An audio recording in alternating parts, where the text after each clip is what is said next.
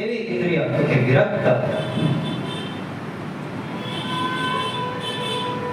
પ્રશાંતાત્મા જિનેન્દ્રિય.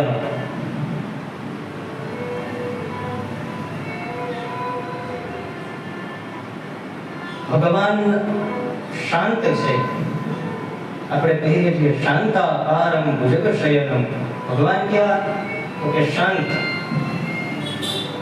પણ ભગવાનના જે ભક્તો છે એ પ્રશાંત હોય છે, પ્રશાંત.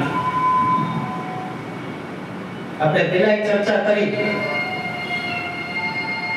સંસ્કૃતમાં ઉપસર્ગ છે પ્રપરા. ભગવાન શાંત છે મતલબ કે કોઈ વાર ભગવાનને ક્રોધ આવે, ભગવાન રુદ્ર સ્વરૂપ ધારણ કરે, પણ ભગવાનના ભક્તો કેવા હોય છે? તો પ્રશાંત હોય છે. એને કોઈ પણ પરિસ્થિતિમાં ક્રોધ નથી આવતો.